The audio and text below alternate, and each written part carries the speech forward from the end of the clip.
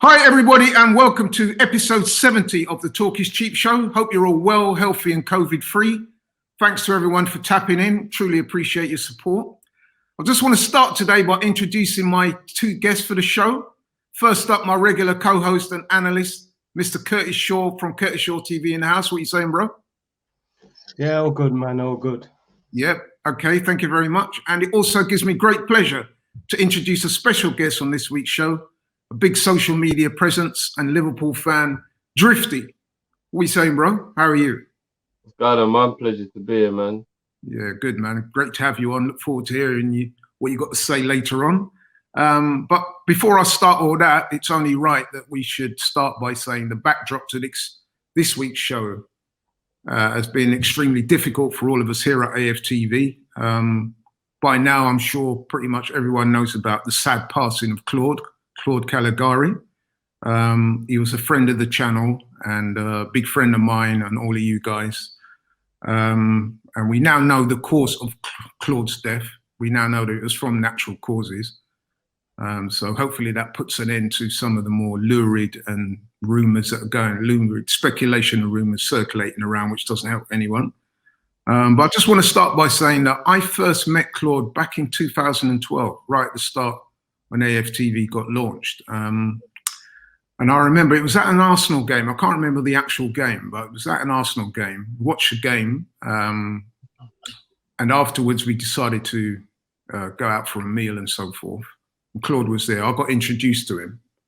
And we got talking, and I was immediately struck by his knowledge of the game and his passion for Arsenal, all the rest of it.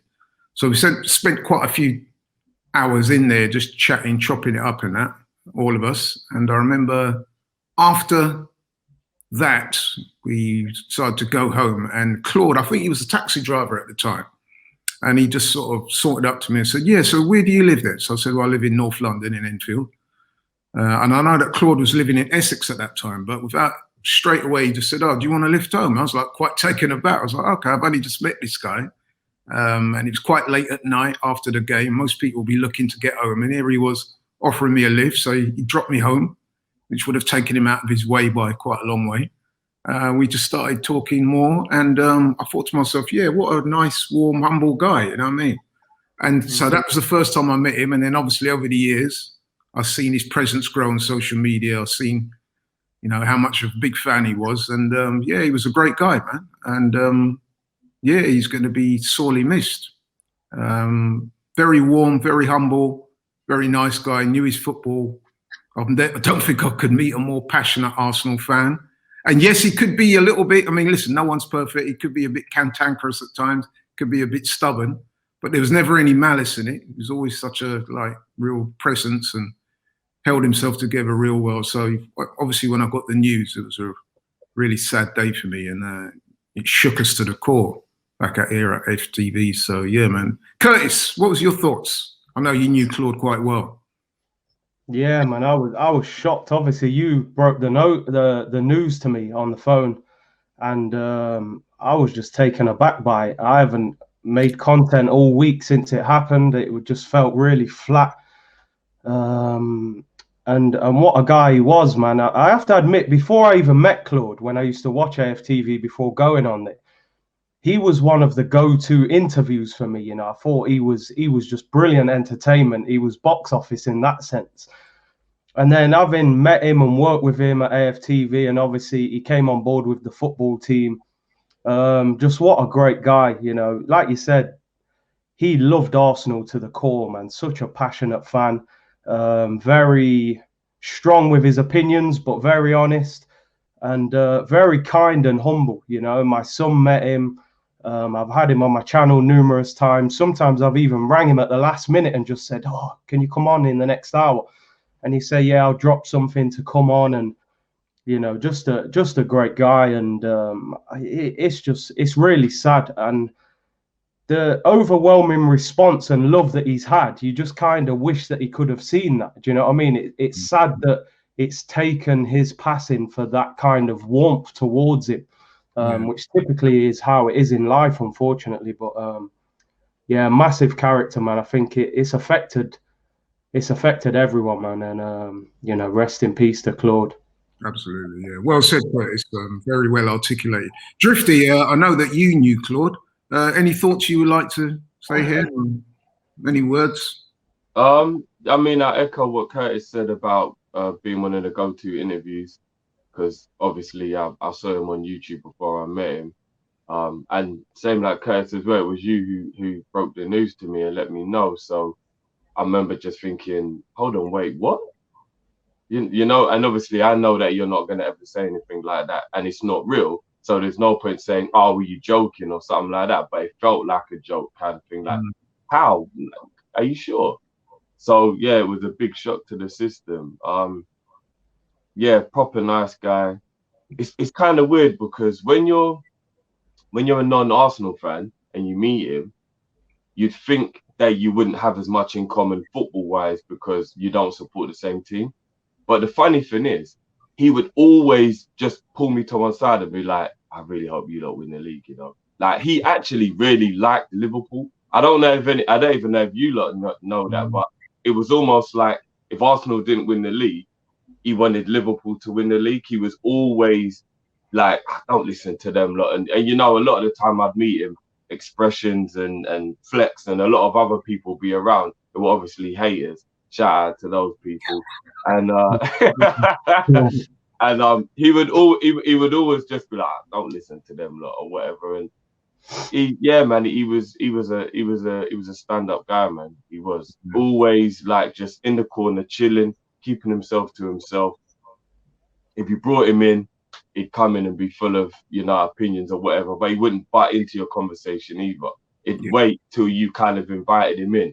He wasn't an overwhelming presence with his opinion, even though he was strongly opinionated if you asked him what his thoughts were on it. So he had the right balance of how to be just around other people. Do you know what I mean? And that helps when you don't know someone at the beginning, because it means that you don't think that they're rude, overwhelming, in your face. You never met him or you weren't around him and thought, oh God, he's a bit much in it or anything. You were like, you know what? He's like one of the nicest people. So yeah, man, it'll be missed, and it was a big shock, man. Rest in peace, man. Yeah, again, well said, man. Well articulated. Yeah, you're so right about that. I mean, when I think about Claude, and you know, when I think back to some of the conversations we had, I mean, like you said, he was very opinionated, very honest. In fact, he prided himself on his honesty. He always used to say to me, "Listen, my opinions are my own. I speak what's on my mind, and that's the end of it." You know what I mean? So he was quite direct in that way. But what I would say is, you could disagree with him about a whole host of things to do with Arsenal or in, you know, in life in general. But the one thing you knew is that there was never any malice in anything he said. So he's a nice guy, and he just kind of used to shoot from the hip, and that's it. And that's how he's very passionate about Arsenal, lifelong fan, and yeah, that's the way he conducted himself, man. And everyone loved him for it. So, but yeah, man, thanks, guys. Some moving tributes there, and we really appreciate that. There was some further sad news in the week as well. We got wind that Lucas Torreira, Arsenal midfielder, currently on loan, he lost his mum. So sending out condolence to him and his family. So yeah, just like we do with Claude. So yeah, pretty sad week, man, but we move on. Okay, guys, so moving on to this weekend then. After the doldrums of the international break, the Premier League returns with a bang. And this is a game I'm sure that Claude would have been looking forward to had he been here. One of the big games of the Premier League calendar. Game of the weekend, I would say. Two traditional rivals. North versus South, big club versus big club. Two of the biggest of the country. But it could also be said that two clubs that are going through an indifferent period. We know that Liverpool last year, runaway winners of the Premier League, they're not having the best of seasons. And many people would say that Arsenal, although we picked up in recent weeks, are still very much underachieving in terms of the league. So big game this week, Saturday, man, 8 o'clock, Arsenal home to Liverpool. Let's start off by having a look at where both teams are in the league. I've got some receipts in front of me. So let's start off with Arsenal being the home team. As things stand, they're currently 9th in the table, 42 points, played 29 games, won 12, lost 11, drawn 6. And we're currently 9 points off the top 4 places. Liverpool kind of similar record, it has to be said. As things stand, they're currently 7th in the table, 46 points, played 29 games, won 13, lost 9, drawn 7, 5 points off the top 4 places. So a bit different to the heady of last year, but there we go. But let's start with Drifty, man. Obviously, Liverpool had a great season last year, but not something go great this year. So tell us what you think of Liverpool's season so far.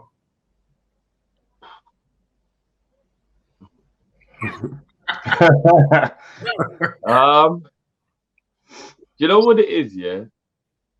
We are like, I don't know how strongly you lot have memories of Liverpool's game against AC Milan at Istanbul, but Liverpool season has literally been AC Milan's Istanbul. 3-0 up, absolutely cruising in the first half, which is us top of the league at Christmas, thinking, you know what, even though we've lost Van Dijk, we've lost Gomez, we've lost Thiago, maybe we'll be all right. And then coming out in the second half, and it just all falling apart. Like literally just, and within 6 minutes, Liverpool have equalised 3 goals and it's 3-3.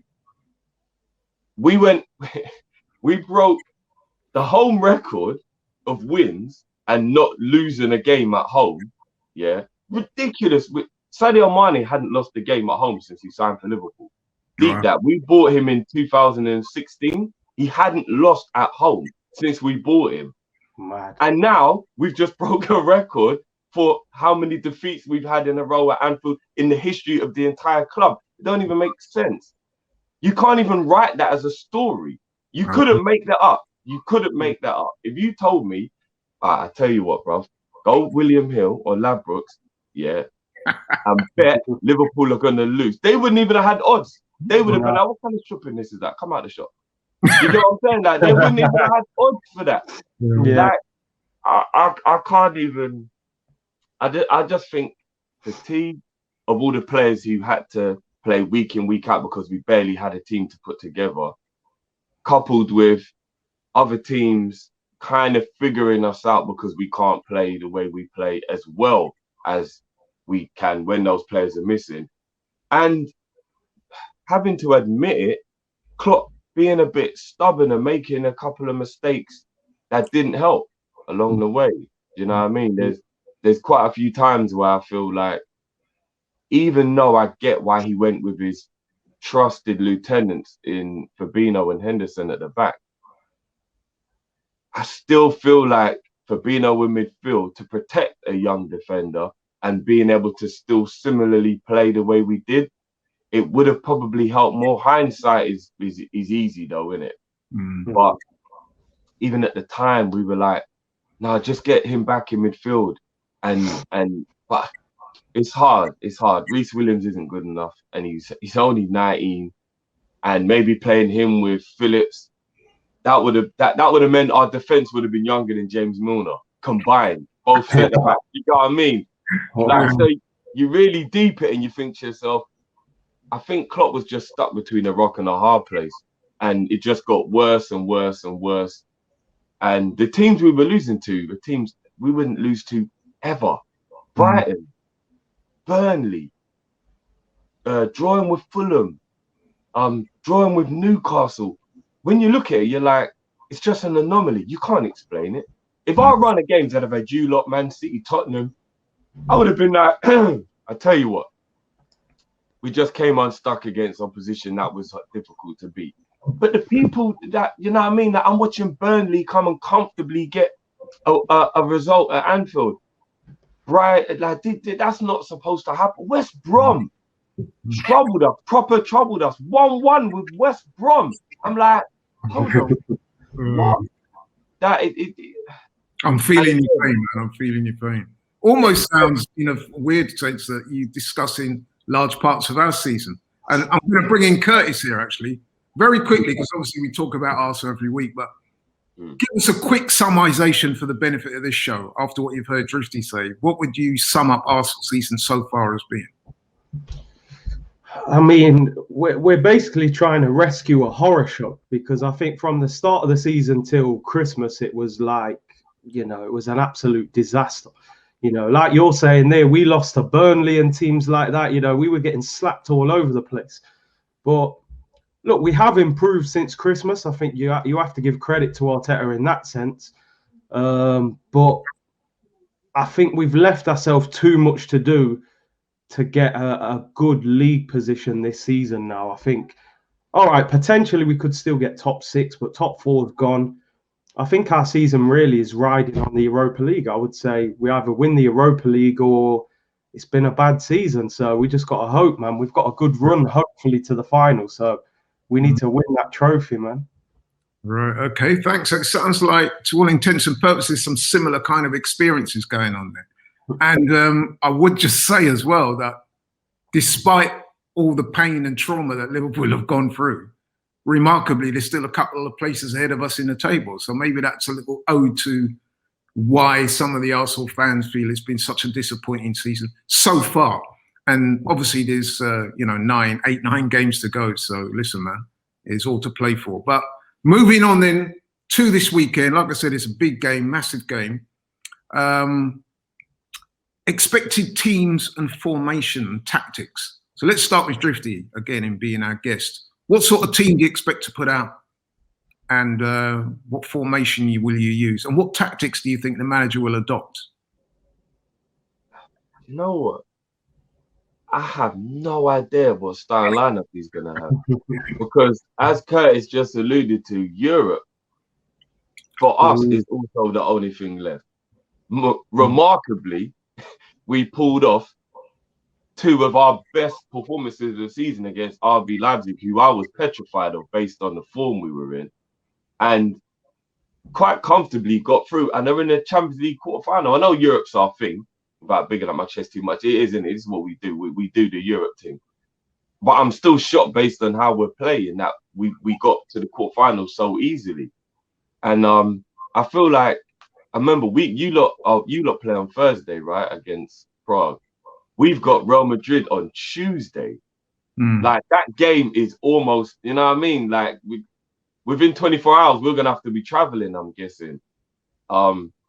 So it really makes me confused as to what Klopp will do, because I don't know if he's taking the league serious at the moment. Yeah, I was going to ask. I mean, I've listened to some other pundits, and it's been varying degrees. I mean, like, some are saying that Liverpool probably going to need this game more than Arsenal. Others are saying, well, Arsenal, we're still realistically in a chance with an opportunity to get in the top 6, or obviously Liverpool are as well. What do you think the approach the manager will take to be? How seriously do you think he'll take it? It's and the thing is, I don't know how Klopp's feeling, and other Liverpool fans might shoot me down for saying this because it seems a bit defeatist, but I don't want Europa League if we're not in Europe.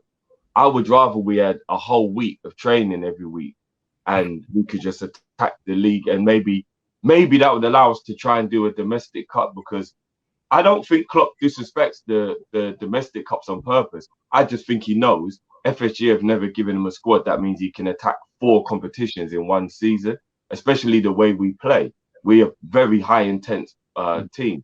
And I kind of feel like Europa League would just get in the way. And it ain't, we're too good for that. But it's just, I don't want those crazy Thursday, Sunday, long trips all the way to Russia and all that madness that you get being in the Europa League. What team has ever been in the Europa League? And I don't know if it's a coincidence or if it's a fact. What team has ever been in the Europa League, progressed in the Europa League, and done well in the Premier League at the same time? It's quite difficult to think. Leicester maybe, but they were kind of crap in the Europa League. They went out quite miserably, like a round ago or 2 rounds ago. I'm thinking, who does well in the Europa League and the Premier League at the same time?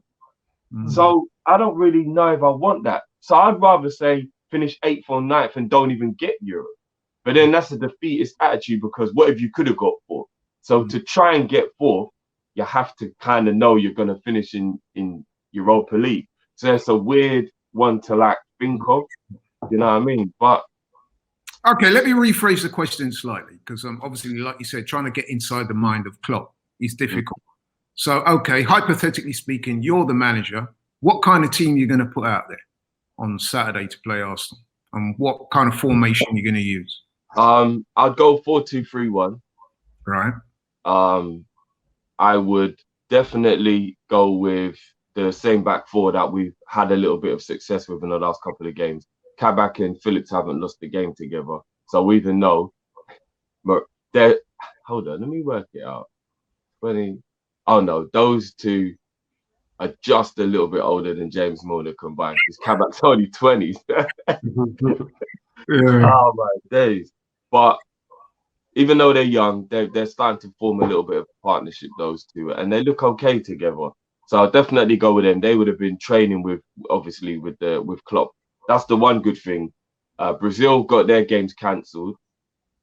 None of our English players got called up, mainly because most of them are injured, but none of them got called up.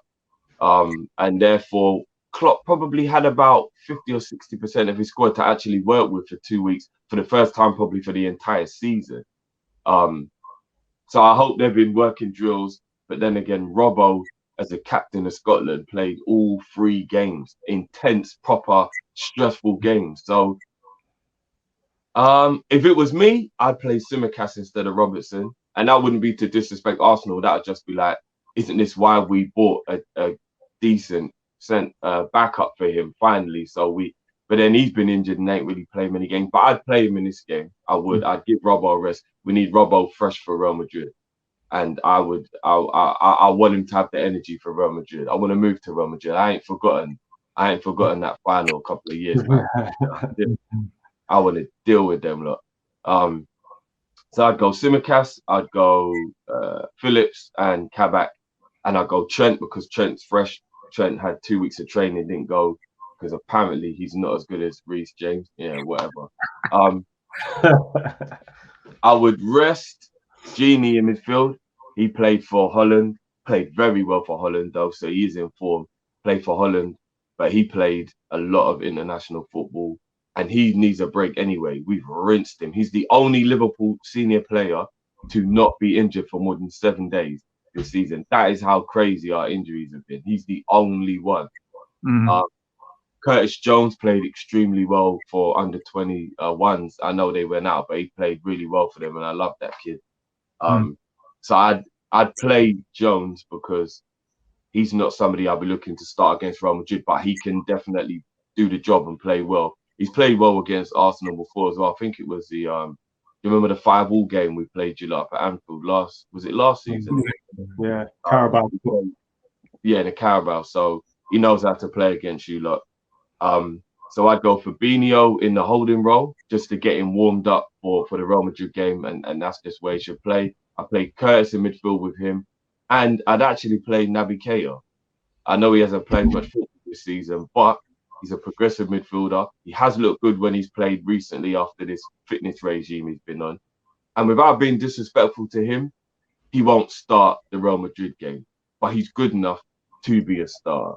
So it's not being disrespectful to Arsenal to play him, but you're just kind of holding Genie back for that Real Madrid game. I want him to have a little bit of a rest for that Real Madrid game because he's going to be really important for that Real Madrid. And then you know what? If Naby comes out of the Arsenal game with flying colours and he has an absolute amazing performance, you've got a great headache on your hand. You're like, oh, maybe I play Naby again against Real Madrid. Do you get what I mean? But I'm thinking, should I put Milner in my midfield to have a captain? Because obviously with Ronaldo and Henderson not playing and Virgil not playing, who's the real leader in the team? Milner's obviously our vice captain. So there is a part of me that wants to play him, but I think your midfield is quite quick. And I feel like him in midfield, it might be one of the, should I say, weaker parts of our midfield physically if we play him, because you lot can like run around him with the pace and the kind of energy that you'll have. Oh no, Smith Rowe can't play, can he?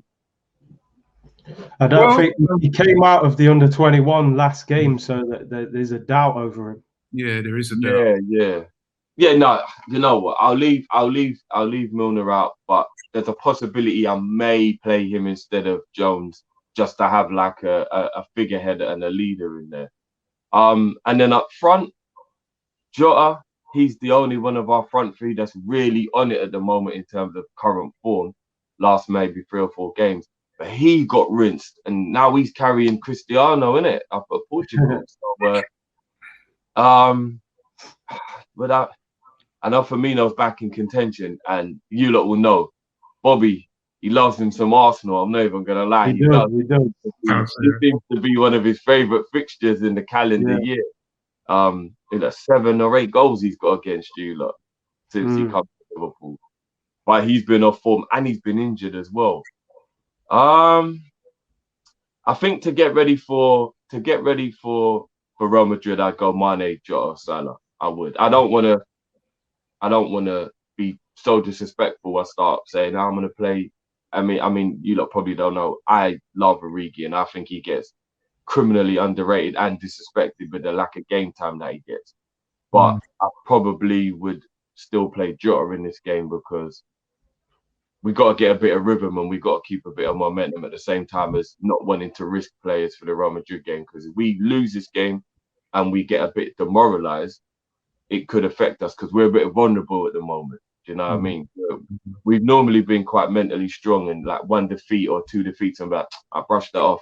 At the moment, though, we seem a little bit vulnerable. You know what I mean? We do. So, yeah, so that's like, it's a strong team, but Robertson, Genie, there's a few players I just want to rest because, you know, I want us to be just full strength and ready. Real Madrid need to get it.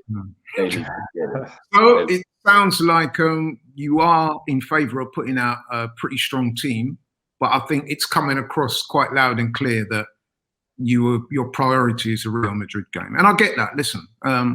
So Curtis, moving on to yourself, your good self, man. You've heard what Drifty's had to say and what kind of team he put out and the formation. But it clearly looks like Liverpool's mentality will be that they're prioritising the Real Madrid game coming up. So similar questions to you. What kind of team are you going to put out for Arsenal, hypothetically speaking, and what formation and tactics are you going to use? The floor is yours. It's a little bit different for us because, like Drifty said, they play on Tuesday, and they're not being funny. They're playing Real Madrid. We're playing Slavia Prague. There's a little bit of a difference. So for me, I think Arsenal need to go pretty much full strength, really, because it doesn't do us any good coming out the international break, getting beaten at home against Liverpool, and then going into Europe. I think some of our players didn't go on international duty as well. Some of them only played 1 game. I'd play Leno in goal. I'd play 4-2-3-1 as well, match what Liverpool do. We play that most weeks. I play Cedric, Tierney. Oh, no, Matt Ryan, no? Nah, no Matt Ryan. I wouldn't. Not for this game. I'll wait until closer to the end of the season to give him a run up. I'll play Cedric at right back because I've seen Mane deal with Bella in a few times, so I wouldn't do that. I'd play Cedric. I'd play Tierney at left back. Gabriel and Louise at centre-back. Go Xhaka and Partey in the middle. Odegaard in the 10. I know Saka's a doubt as well. Saka was pulled out of the England squad. Apparently hasn't even trained with the team yet. So even if he's past fit, I wouldn't risk him. I'd save him for Thursday. That's Smith Rowe. I didn't know that. Yeah, he hasn't even trained with the team yet. So if he's involved, I think he'll be on the bench. Smith Rowe was pulled out the under-21 game in the week, so I don't think he'll be fully fit. I wouldn't start him. So I'll play Odegaard in the 10. I'll play Pepe on the right. Where there's a slight issue with this is kind of up front because, you know, it's do you play Aubameyang or do you play Lacazette? Lacazette played great against West Ham, but then you want Aubameyang firing unless he shoehorns Aubameyang on the left with Lacazette up front. I would probably give Martinelli a chance on the left. I'd probably give him a chance against Trent. He hasn't played a lot of football. I think he needs an opportunity. And then up front, it's a bit of a flip of the coin. I'm always leaning towards Aubameyang because he's the main man at the end of the day. He's got a long-term deal. Lacazette, will he stay? Will he go in the summer? It's harsh on Lacazette, that is, to be fair. But because you've got 2 reasonably inexperienced centre-backs, I think Aubameyang's movement and speed could trouble them a little bit more maybe than Lacazette. So I'd go for Aubameyang, but wouldn't surprise me if Aubameyang's on the left and Lacazette's through the middle. I was going to say we could try our new striker, Travis Scott. Yeah, I don't know where he got that hair from, man. You know what I mean? He got. There's a good extension shop somewhere. He got that hair from. Yeah, look, it's meant to be lockdown. I thought hairdressers were shut at the moment. I don't know what's I don't know what's going on. Oh boy! But listen, man, if it's going to help him get back scoring, then I'll take it, man. Yeah, you know what I mean? exactly. Man. So going back to Drifty, we've heard both of you talk about the two teams that you'd like to see play. What do you think, or what would be your approach to this game in terms of tactics? Like, are you going to go for it, or are you going to sit back, or you got I don't Real Madrid game? Are you going to be tentative, or are you going to go all out and go for it? Which is it? We don't know how to sit back, bro. Honestly, we don't know how to sit back. We're a front foot team. I don't think you lot know how nervous I get every game with the high line we play and none of our centre backs are fast. It almost, do you lot remember when Mertesacker used to play in quite a high line and you used to be like, I don't understand what Wenger's doing here. Like, I don't get it. Like, it's how I feel when we play Kabak and Phillips, or Reece Williams is even worse. He's even slower than Kabak and Phillips. It's like, I get that you need to, because the way we play, obviously, with gang press and with the counter press, if your centre backs and your midfield aren't close to your strikers, it doesn't work. The whole point in that system is you box everyone in and you give them no room to breathe. But when you've got Virgil and you've got Gomez, who are two of the top 10 fastest players in the league, not even just at our team in the league, you can do that, because how many people can really get in behind them? What, Aubameyang, Vardy? Then you're running out of people. So you're like, oh, well, most weeks they'll win the race. You know what I mean? I even saw Dama Traore lose a race to Van Dijk. I'm like, oh, this is all right. Do you know what I mean? Like, we're all right here. But when you're playing two of the slowest defenders in the whole league, you're like, if Aubameyang plays, when Curtis said Aubameyang or Lacazette, I'm just like, please, Lacazette. Honestly, please, Lacazette. Because if it's Aubameyang with that high line, my days. I personally would play 10 yards deeper. I know Klopp won't know. Klopp's going to do what he does. It's one of the stubborn things. You lot can relate to this as well with Wenger, where because he knows he can be successful if his tactic works, he very rarely changes it. And when you lose, you think, bro, you should have just been a little bit more pragmatic, or why are you being so stubborn, man? Like, just stop doing this. But I think we'll still play that high line. And I think we'll just try and do what we normally do. Box you lot in. You lot like to play ball. That's one thing that doesn't worry me about this game is, unless you lot go back to how you were at the beginning of the season, you might revert to type, and then it could be a bit of an issue. But you don't really hit that diagonal out to the left and play that long ball now. You started actually playing football. That could actually help us, because we can nick the ball off you and do what West Ham did. So I kind of hope you lot play the way you've been playing recently, not how you were playing at the end of last season, and then we can like pressure you and maybe, you know, win the ball. If you lot start hitting long though, then we could be in a bit of bother, especially if he plays Aubameyang. He probably will play Aubameyang left, I reckon, and play to get both of them on the pitch, and play a bit like you did against us in the Charity Shield, in the Community Shield, or whatever you call it. So I reckon he's going to go with a high line, counter press, pushing up, and high intensity. It's interesting, because you know what, that point you made there about the high line and playing personnel that doesn't necessarily suit that tactic is something that myself and Curtis have debated on this show for many, many months now. Like, you'll get managers and they will insist on playing a certain way, even though they don't quite have the personnel to carry out that tactic to the best of its execution. And that's always baffled me. I'm always thinking, why not try something different, you know? But like you said, I think managers get stuck on, if they've tried something and it works for the most part, they're reluctant to try anything else. But listen, man, thanks for that. Curtis, asking you now. So what kind of tactics do you think we should adopt? If you're the manager, how would you approach this game in terms of the mindset of the players? What do you think Arteta will do, or what would you do? I think he'll play the same sort of way he's been playing. I think he'll try and play football. I don't think we'll play how we played in the Community Shield, where we was a little bit more sit back and then hit you, with the long ball and use the pace in behind. Like you said, I think he wants to play possession-based football, kind of like how Pep Guardiola plays, but we obviously haven't got the same level of personnel.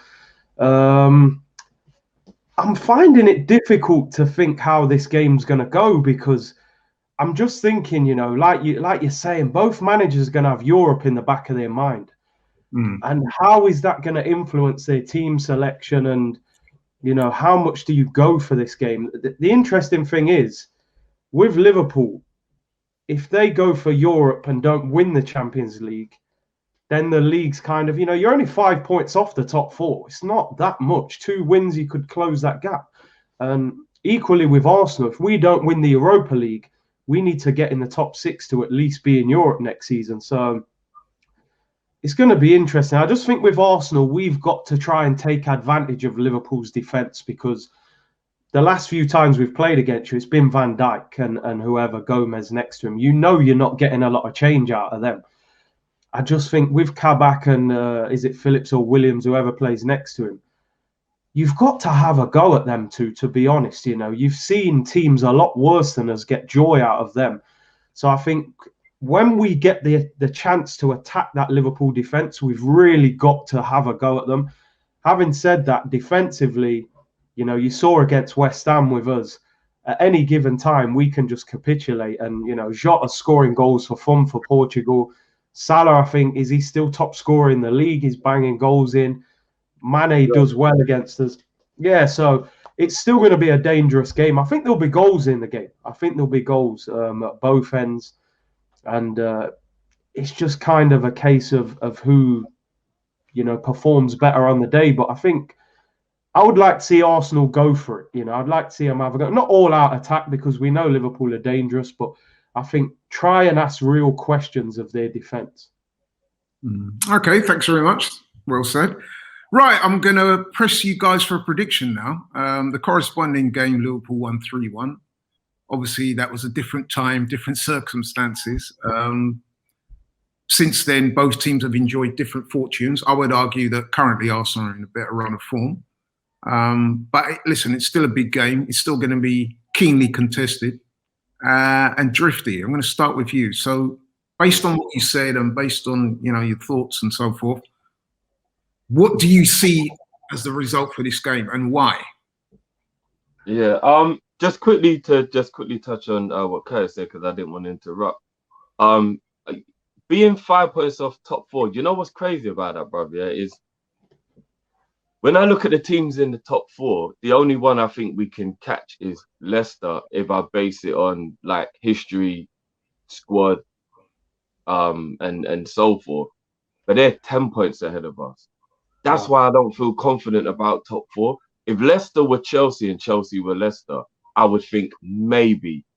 Chelsea aren't going to drop enough points for us to catch them, even though the gap's only 5, in my opinion. They seem to be just knowing how to win at the moment. And I feel like that's what puts me off trying to go for top 4. Leicester aren't going to drop 10 points. They're playing a lot better this time at this time than they were this time last season. And even though they do have a difficult run in and they've got a few injuries themselves, I'd be shocked if they lose 4 of the last 9 games. And that would still mean we've got to win every single league game as well. So I kind of feel like, even though it only looks like 5 points, I still feel like top 4 is done. I do. I genuinely don't think we'll get in there, which is ridiculous to think we were top of the league at Christmas. But I don't see it. I'm really, really starting to get annoyed with this. Liverpool's the only team in Premier League history who's top at Christmas and don't win it. This will be the 3rd time that we're top at Christmas, and we're the only team who's ever top and never won the league. I hate that. That we break records no matter what they are, and it's what we do. Break records, or whether they're crap records, we just like breaking records. And I feel like maybe Klopp went, you know what? Everything is just too easy at the moment. Let's go break a bad record. Let's just keep losing that. Oh, minute. Let's just break another. Like flip's sake, man. Prediction for the game, though. I think there will be a few goals in it because both defenses aren't the greatest. At home, you lot normally do score. I'm going to go 1-1 or 2-2. I think it'll be a draw. Yeah, I think it'll be a draw. Yeah. Okay, fair enough. Curtis, same question to you. Your prediction: who wins and why? You just never know with Arsenal, but do you know what? It's Easter weekend. I'm going to go for it, man. The resurrection of Arsenal this weekend. I'm going to go for a 3-2 win. I think there's going to be a lot of goals in it. You know, you can never really be overly confident with Arsenal, but I'm just going to go for the fact we've got a lot of players available. I know we might not have Saka and Smith Rowe, but the majority of our squad is fit and available. I think the onus is on us to, you know, go and score goals, go and make it difficult for you. And I'm gonna go for a 3-2 win. Okay.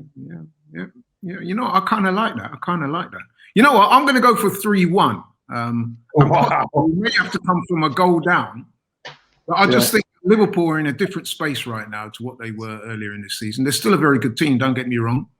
And I'm also, especially after hearing Drifty today, I was kind of thinking that anyway, but I'm kind of thinking that Liverpool are going to be prioritising that Champions League so much that I'm not sure they're going to be as focused as they would have been normally. That's not to say that they won't want to go and win, but I just think that if we can stay in the game, I think that ultimately we'll prevail, because I think ultimately Liverpool's are kind of looking past this game to the Real Madrid game. That's just, you know, not that today.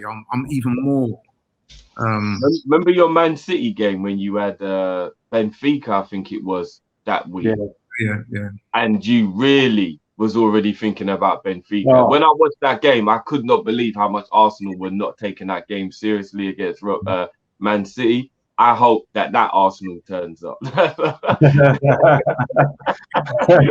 It's interesting you mention that game, because myself and Curtis were very critical of the team's performance on that day. And that was met by a lot of indifference. Even amongst people at AFTV, they were like, yeah, but we didn't get beat that bad and this and that. And we was like, yo, bro, we didn't appear to really take that game seriously or show that we wanted to win that game as much. So it's interesting that you should say that, because that's exactly what me and Curtis were saying. Although at the time, we put it down to a combination of the Europa League and the fact that the team just didn't look like they thought they could beat City on that particular day. But yeah, it's interesting you should bring that up. Even the manager's tactics and personnel on that day, I just felt like he didn't. Even if I didn't know football, but you told me the players he played, I would have been like, oh, so he didn't play like his main players. Oh, okay, so he didn't really care about that game then. You know what I mean? Like Arteta deliberately benched a good 4 or 5 of your main players for the match. I'm like, wow, this is the champions elect, and you lot don't even look like you care in this game. I was like, all right, fair enough. It was a performance of apathy, man. That was one of the low points of the season for me, to be honest. But anyway, listen, guys, thanks very much. I've got one question I want to sort of round up the show by asking, and again, I'm going to start with Drifty first. What would you think, all things being considered, represents a good season for Liverpool? I mean, I know you want to win the Champions League, but if you don't win it and you finish a certain place in the league, would you accept that, given all of what's happened already? Or is it Champions League or bust? Yeah, I think it's Champions League or bust, you know, to be honest. I mean, as I said, I don't think we'll get top 4 because Chelsea won't drop enough points and neither will Leicester. But if we got top 4, it would be considered, after everything that's happened, a good season. I just don't see it happening. So it's kind of weird, man, that we're drawing on the same side as Chelsea. So if we do get past Real Madrid, we got to play Chelsea. We always have to play an English side on the way to the Champions League. It does my head in, man. It does my head. I don't like playing English teams. I think under Klopp, we've played English teams twice already in Europe, including the Europa League. We even had to beat Man United when we got to the Europa League final in his first season. Like, we always have to play English teams. I hate it. So Champions League's gonna be tough, man. And then you got PSG, Man City, or Bayern Munich waiting for you in the final. I mean, come on, man. This is a madness anyway. But you gotta try in it. You gotta try. Yeah. So obvious success would be Champions League. If we pull it off, Europe's our thing. We've done this before. Istanbul. It's gonna be Istanbul. We had a way worse team that we won the Champions League with when we beat one of the best teams that's ever lived that time than we do now. So odds are better. But top 4 being realistic would be considered an okay season now. Champions League would obviously be the pinnacle, but both are looking real tough. So I think all round this is a very, very, very, very disappointing season.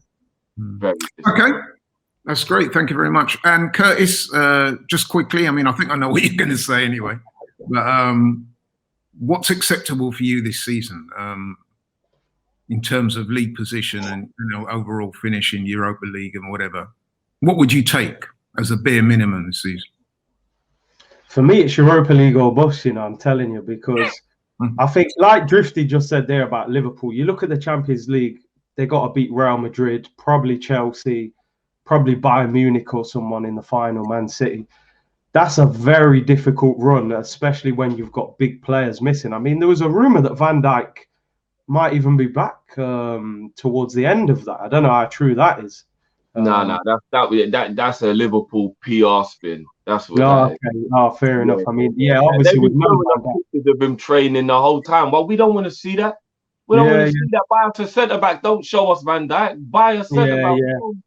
So mad. All right, so no Van Dijk, but when I look at Arsenal's run, Slavia Prague, and then maybe Dynamo Zagreb or Villarreal.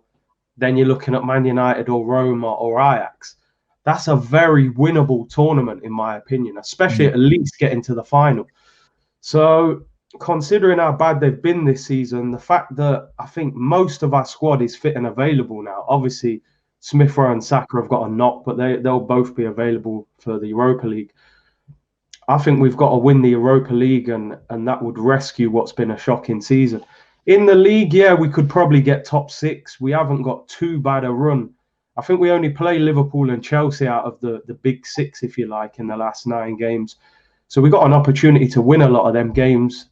If we finish 6th and didn't win a trophy, for me, that's still not good enough considering, winning the FA Cup last year. I don't think we really built on that. So for me, it's Europa League or bust, man. He's got to win it. Okay. You know what? I would agree with you on that, bro. You know what I mean? I mean, we finished 8th last year and we won the FA Cup. Like you said, we need to win the Europa League. We've been trying for years and we haven't got there yet. So why not this year? So to me. But in the meantime, the league is still important, and games like this weekend are still big games that need to be won. So let's crack on and win that game. But anyway, we're coming to the end of the show now, guys. Thanks very much for your honest and forthright opinions. Thanks, Drifty, so much for coming on.